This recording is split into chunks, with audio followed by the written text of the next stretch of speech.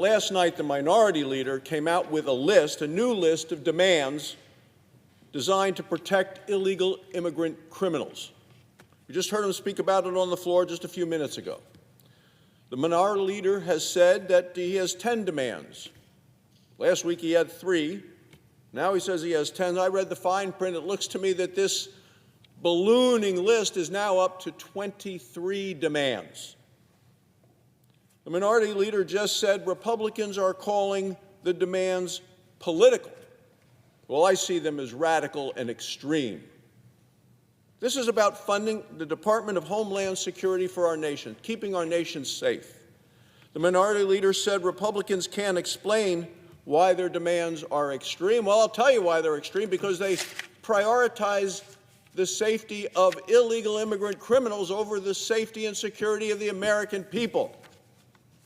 And I would think a majority of Americans would see that as extreme and dangerous. Now, the minority leader might think that he has leverage to defund law enforcement. He's wrong. Border Patrol is funded. Immigration and Customs Enforcement is funded.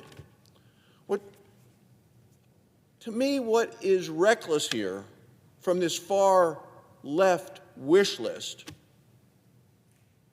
is it's closing the Federal Emergency Management Agency, closing them down.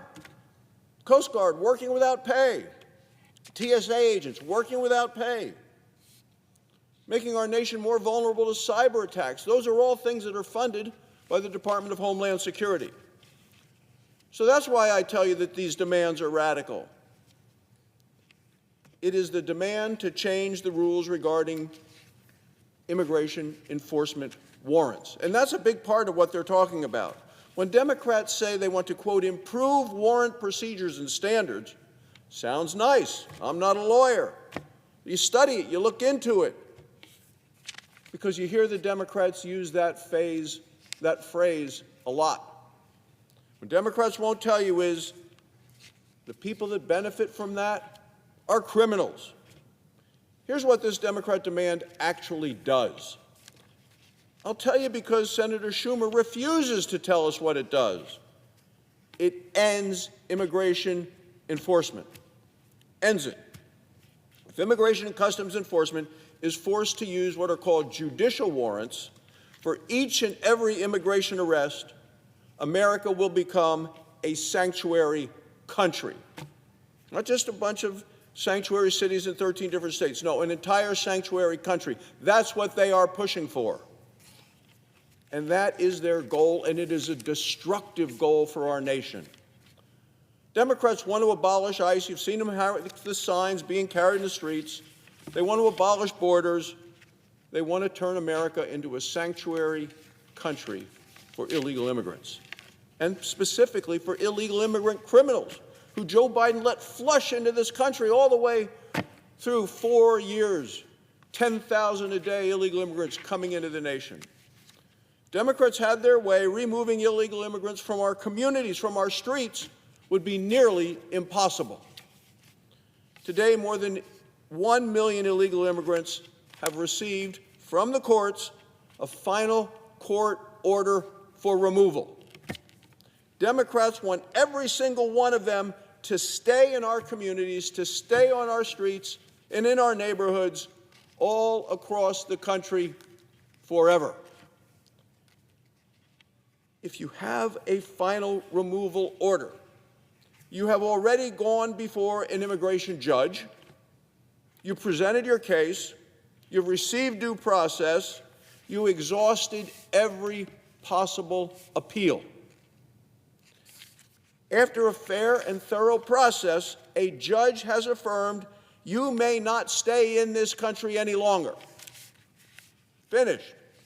It is time for you to go. It's the law. Federal immigration officials have used administrative warrants for decades. Federal law provides for them. The Supreme Court upheld their constitutionality in 1960. We're talking 65 years ago. Federal circuit courts have reaffirmed their use in decade after decade after decade. Senate Democrats want to overturn long-term constitutional precedent. Why? Because Democrats seek to dismantle immigration enforcement completely. The Democrat demand is not a minor adjustment. If Democrats have their way, it would lead to fewer arrests, fewer removals, lead to more illegal immigrant criminals released onto the streets in our communities and into our neighborhoods. That's what this is about.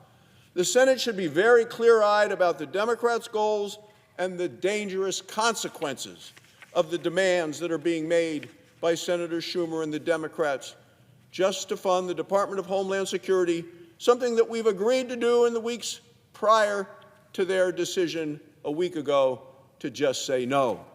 They said, nope, we're done. Joe Biden and the Democrats spent 4 years ignoring our nation's immigration laws. They are the party of wide open borders. They have been. They've proven it. They brought back catch and release. They abused parole powers, and they demonized law enforcement. They demonized the very men and women who devote their lives and commit their careers to keeping our nation safe. As a result, 10 million illegal immigrants flooded into the country. Our communities became less safe because Democrats refused to enforce the law. In Georgia, Laken Riley, a 22-year-old nursing student, she was murdered by an illegal immigrant.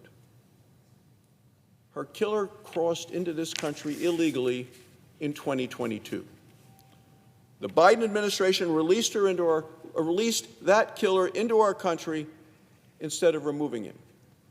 Before he killed Laken Riley, he was arrested in New York City for child endangerment. Somebody arrested in New York City for endangering a child. Despite his crime, what happens in New York City? He was released. Why? Because New York City is a sanctuary city, and now the governor there wants to make it a sanctuary state.